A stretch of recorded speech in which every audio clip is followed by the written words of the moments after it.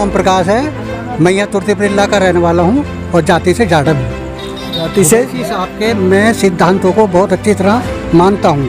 ओवैसी साहब एक पढ़े लिखे इंसान हैं। उन्होंने संविधान बचाने में हमारी बड़ी मदद की है ओवैसी साहब ने, और वो मुस्लिमों के और दलितों के मसीहा हैं। भाई 365 दिन है साल में, 400 कानून बनाए पड़े हैं, तो उनमें वो तो लगाएंगे, वोट तो लगाएंगे, वो लड़ेंगे तो साथ में ना। जब हमारी सोसाइटी आएंगी तो इंशाल्लाह जो हम चाहेंगे वो होगा। आप जाटव हैं, लेकिन जाटव समाज तो बीएसपी को छोड़ता नहीं है कहीं से कहीं तक। ऐसा कुछ नहीं है। बीएसपी के हम साथ नहीं हैं, ना हम कल थे ना आज हैं। अच्छा, हम तो ओवैसी साहब के साथ हैं, ओवैसी साहब का साथ देंगे। ओवैसी साहब जो हैं खुला तरीके से बीजेपी से गठबंधन कर लें ताकि उसकी टांग पकड़ के खींचे रहें। अखिलेश ने भी कुछ नहीं दिया मुसलमान के लिए, बस सिर्फ धांधलेबाजी की है मुसलमान के साथ में। बहुत अच्छा होगा अगर ओवैसी की सरकार आ जाएगी तो बहुत ही अच्छा होगा। हम तो बस यही चाहते हैं कि अब की बार ओवैसी की सरकार आए गठबंधन से। ओवैसी की तरफ वैसे की तरह। आप भी दलित समाज से आते हैं? जी हाँ। वो तो दलितों के और मुस्लिमों के मसीहा हैं। ऐसे मसीहा निकल के आए हैं कि ऐसा आदमी दूसरा हमारे उत्तर प्रदेश में नहीं है। एक भर्ती निकाली जिसमें 72,000 कांस्टेबल भर्ती हुए, उसमें 70,000 खाली यादव रखे गए। इनकी सोच तो देखिए कितना पक्षपात किया, खाली मुसलमान के साथ नहीं, सारी कौमों के साथ।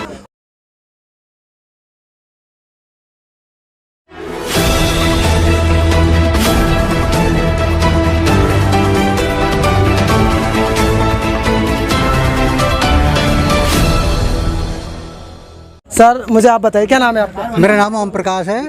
मैं यहाँ तुर्तीपुर का रहने वाला हूँ और जाति से जाटव हूँ। जाति से ओवैसी साहब के मैं सिद्धांतों को बहुत अच्छी तरह मानता हूँ। ओवैसी साहब एक पढ़े लिखे इंसान हैं। उन्होंने संविधान बचाने में हमारी बड़ी मदद की है ओवैसी साहब ने, और वो मुस्लिमों के और दलितों के मसीहा हैं। उनसे पढ़ के मैं किसी को नहीं मानता। अच्छा, मेरी पार्टी के लिए सबसे बढ़िया मजबूत आदमी वही है। आप जाटव हैं, लेकिन जाटव समाज तो बीएसपी को छोड़ता नहीं है कहीं से कहीं तक। ऐसा कुछ नहीं है। बीएसपी के हम साथ नहीं हैं, ना हम कल थे ना आज हैं। अच्छा, हम तो ओवैसी साहब के साथ हैं, ओवैसी साहब का साथ देंगे।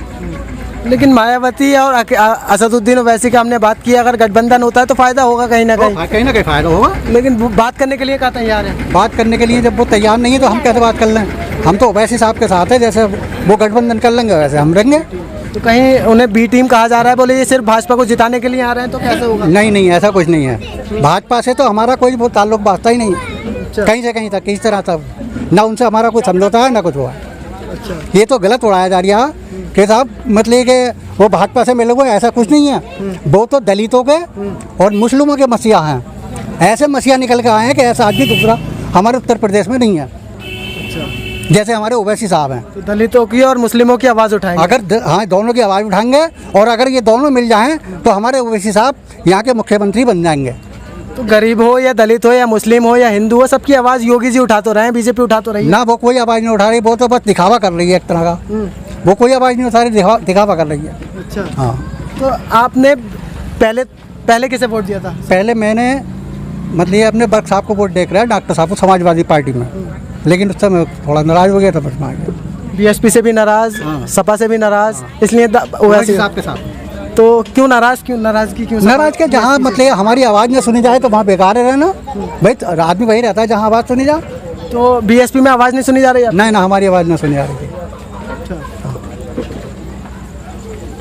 एक नई स्टोरी देखने को मिली है, जहां जाटव समाज बहुजन समाजवादी पार्टी का दामन नहीं छोड़ने को कहते हैं, लेकिन संभल में ऐसा देखने को मिल रहा है कि जो दलित समाज है वो मायावती को छोड़कर असदुद्दीन ओवैसी की पार्टी की तरफ जाते हुए दिखाई दे रहे हैं।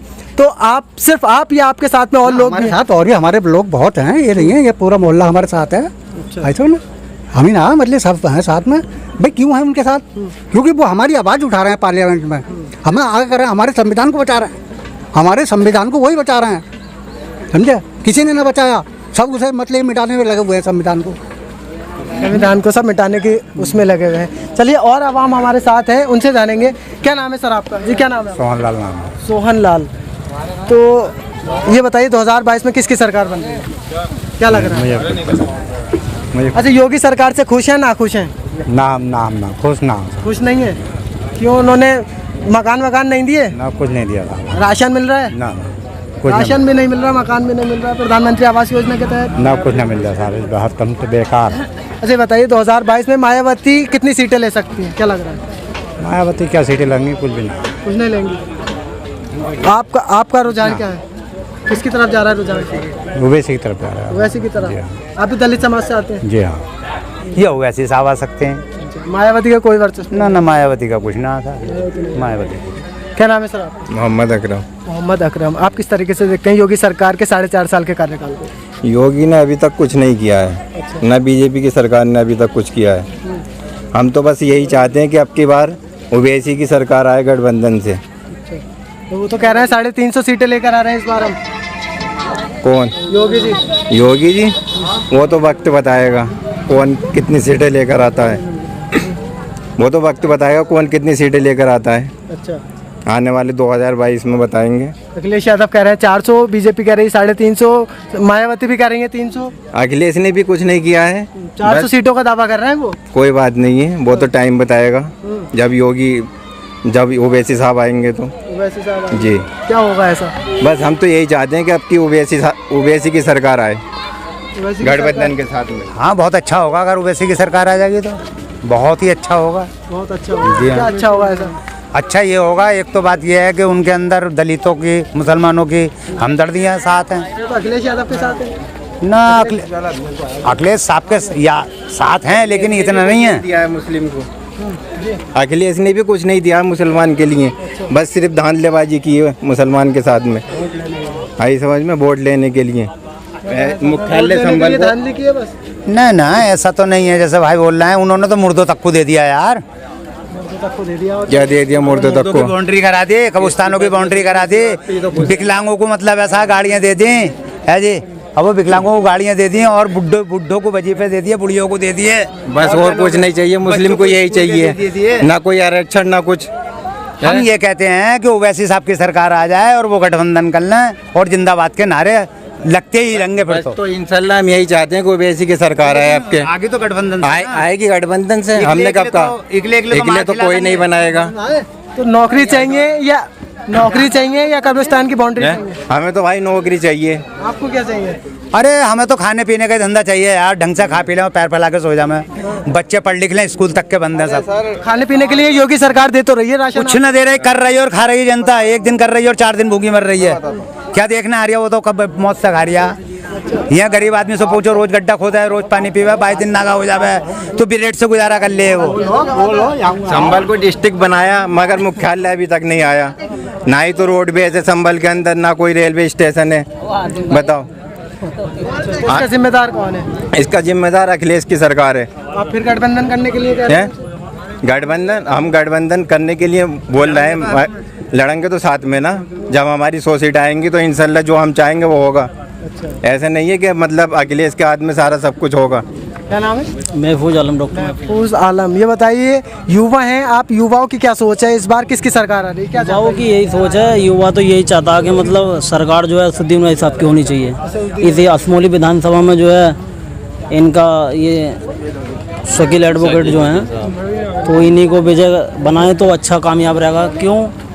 क्योंकि ये असमोली विधानसभा में कोई कार्य ऐसा कराया नहीं विधायक साहब ने। ये है और क्या, बस ओवैसी साहब की ओवैसी साहब के जो मतलब किसके साथ होना चाहिए गठबंधन जो सरकार बन जाए? वो तो उनका मन है, वो जैसे भी करेंगे, वो तो उनके आगे की बात रह गई जो भी है। जनता का भी कोई मूड है अगर वो बीएसपी के साथ या एसपी के साथ या बीजेपी के साथ, किसके साथ होना चाहिए गठबंधन? गठबंधन तो ये तो उनका मानना रह गया ना, बीजेपी से तो कोई मैटर ही नहीं रहेगा इनका। सबसे रीजन तो मैन ये है, या तो कांग्रेस में रहेगी या तो फिर गठबंधन जैसे भी रहेगा या बीएसपी में रहेगा। ये तो इनका मन है जैसे भी है। बहरहाल भी ये है कि बीजेपी से ही गठबंधन कर लें। ओवैसी साहब जो हैं खुला तरीके से बीजेपी से गठबंधन कर लें ताकि उसकी टांग पकड़ के खींचे रहें। अच्छा, हाँ, लड़ते तो रहेंगे, सत्ता में होंगे तो लड़ते तो रहेंगे भाई। बीजेपी अगर कोई जुल्म कर रही है तो वो सत्ता में तो होंगे, खींचे तो रहेंगे। बीजेपी से ही कर लें ओवैसी साहब, लेकिन गठबंधन कर लें खुदा के लिए। हमारी सोच ये है, बीजेपी से कर ले तो खुश रहेंगे। हाँ बिल्कुल खुश है, टांग पकड़ के तो खींचे रहेंगे, बोलने तो ना देंगे। ये बस ठीक है। बीजेपी से कर लें, किसी से कर लें, कर तो लें। बीजेपी से कर ले ठीक रहेंगे। हाँ बिल्कुल कर लें। बिल्कुल नहीं साहब, इस्लाम में जालिम का साथ देना कहीं नहीं आया है। हम बीजेपी से कभी ओवैसी साहब को कभी नहीं करना चाहिए, क्योंकि हम जो आवाज़ उठाने, उनका एक बयान है मैंने सुना है कि सारी दुनिया मुखालिफ हो जाए, मैं हक की बात कहूँगा। अकेला भी रहने के बाद हक की बात कहूँगा। तो बीजेपी से तो कोई सवाल ही पैदा नहीं होता, वो कभी उनके साथ नहीं जाने के, क्योंकि सबसे बड़ी जालिम पार्टी वो है। और जिसकी मिसाल आप किसानों के बदले देख सकते हैं कि 8 महीने से किसान धरने पे बैठे हैं, लेकिन वो जाने के लिए तैयार नहीं है। कहते हैं कि 1 कोल की दूरी पे उनकी डिमांड क्यों नहीं पूरी करते? तुम्हारा कानून उनके लायक नहीं है। कानून बनाया इन्होंने, मुस्लिमों के खिलाफ बनाया, 3 तलाक का कानून बनाया। 3 तलाक के कानून में 3 साल की सज़ा का प्रावधान रखा। 3 साल की सज़ा में ये 3 साल का नॉन वेलेबल है, लेकिन 7 साल की सज़ा तक में पुलिस दे देती है और ये इसमें जेल भेजा जाता है। कानून जो बनाए हैं तो खाली हमें लोगों को बर्बाद करने के लिए। जितने भी कानून बनाए इन्होंने हमारे खिलाफ बनाए, हमको पिछाड़ने के लिए बनाए। इनकी सोच इतने कानून बनाने के बावजूद भी ये कहते हैं कि असदुद्दीन ओवैसी बीजेपी से गठबंधन कर ले। नहीं, उसका मुंह तो बंद करे रहेगी ना। बीजेपी को कानून जो है भाई 365 दिन है साल में, 400 कानून बनाए पड़े हैं, तो उनमें वो तो लगाएंगे, वोट तो लगाएंगे, वोट तो लगाएंगे उसमें जाने के बावजूद। अकेले भी लगा रहे हैं, लोग उन्हें सांसद बना के भेजते हैं। आपको बता दूं, सरकार होना ज़रूरी नहीं, नुमाइंदा होना ज़रूरी है। जिस तरह से अम्बेडकर साहब सड़क पर धरना देते थे और कानून नहीं लिख सके थे, तब एक मुस्लिम ने जाकर के अपनी सीट छोड़ करके सांसद बनाया और वो पार्लियामेंट में जाकर के तब उन्होंने कानून लिखा। तो अपनी बात को सिर्फ सांसद बना करके, विधायक बना करके विधानसभा में या पार्लियामेंट में अपनी बात पहुँचाई जा सकती है, बशर्ते बोलने वाले हों। समाजवादी सरकार सबसे बड़ी दुश्मन है मुसलमानों की। 70 MLA होने के बावजूद उनने कोई भी मुजफ्फरनगर दंगे तक पे नहीं बोला। सफाई में महोत्सव मनाते हैं वो लोग। ये तो अपनी अपनी सोच है, ये तो सब अपनी अपनी सोच हैं कि वो समाजवादी बेकार है या बीजेपी बेकार है। कुल मिला के ये तो बात अच्छी है कि मतलब ऐसा है, नुमाइंदा ही होना चाहिए बेहतर। देखिए, अच्छा, समाजवादी पार्टी में आपका एक नुमाइंदा है तो आजम खान जिसका नाम है, उसके लिए कितनी आवाज़? नहीं, आवाज़ तो क्या मतलब ऐसा है, कहने का शोभ मनाए गए हैं उनके लिए। तो अगर मुसलमानों के वो मसीहा हैं, दलितों के मसीहा हैं, तो उनके लिए शोभ मनाए गए हैं, ऐसा तो नहीं है। लेकिन क्या करें शोभ मना के? अरे भाई, डॉक्टर उनके, वकील उनके, जज उनके, करें क्या, मजबूर हैं। अफजाल साहब, आप ये देखें, जब जिस तरह से अगर हम गुजरात का कातिल मोदी जी को देखते हैं या मतलब उनको जिम्मेदार ठहराते हैं, उसकी वजह यह है कि वो वहाँ के मुख्यमंत्री थे। उनकी प्रशासन की पूरी जिम्मेदारी उनके ऊपर आ जाती है। तो ठीक उसी तरह से सन 2013 में यहाँ पे जिम्मेदार अखिलेश यादव थे, यहाँ कोई और नहीं था। इस तरह से उनकी जिम्मेदारी पूरी बनती है। और उन्होंने उनके साथ आप कहो ये मुस्लिम, वो पूरे देश मतलब पूरे यूपी के विरोधी रहे हैं। उन्होंने जब अपनी सत्ता आई तो एक भर्ती निकाली जिसमें 72,000 कांस्टेबल भर्ती हुए, उसमें 70,000 खाली यादव रखे गए। इनकी सोच तो देखिए, कितना पक्षपात किया, खाली मुसलमान के साथ नहीं, सारी कौमों के साथ। और देखिए, बीजेपी की बी टीम कहने के लिए उसका जवाब सीधा समाजवादी बीजेपी की बी टीम है। उसका एक रीज़न देख लीजिएगा, पार्लियामेंट में मुलायम सिंह यादव, आपके पिताजी, ये कहते हैं कि मैं मोदी जी को दोबारा प्रधानमंत्री देखना चाहता हूं। तो फिर कौन बीजेपी की बी टीम हुआ? वो तो सब दबी का लफ्ज है। अगर हम लोगों की आवाज़ उठाते हैं, अगर हम खुद दब जाएंगे तो फिर हम दूसरों की आवाज़ कहाँ उठा पाएंगे? हमें इतनी हिम्मत होनी चाहिए अपने मफाद को छोड़ करके क्या हुआ बात करें। अरे हजारों लाखों वो पड़ा हुआ किसान आवाज़ उठा रहा है, वो सुनना है क्या? नोटबंदी में आवाज़ उठाई उन्होंने, सुनी क्या? बुरखेबंदी में आवाज़ उठाई, सुनी क्या? निकाहबंदी में आवाज़ उठाई, निकाह हम करेंगे और तलाक वो देगा, आवाज़ सुनी क्या? वो तो आवाज़ सुनते ही नहीं है, वो तो बहरे हैं, वो बहरे हैं भैया। चलिए, तो इस वक्त हम उत्तर प्रदेश के जिला संभल में हैं। यहाँ के आवाम का आपने मूड जाना कि 2022 में यहाँ की जनता का क्या रुझान बन रहा है और 2022 में किन मुद्दों को लेकर यहाँ पर वोट दिए जाएंगे। यहाँ पर कुछ दलित समाज के लोग भी थे जिनका कहना है कि हम बीएसपी को छोड़कर असदुद्दीन ओवैसी की पार्टी की तरफ रुख कर सकते हैं, रुख करेंगे।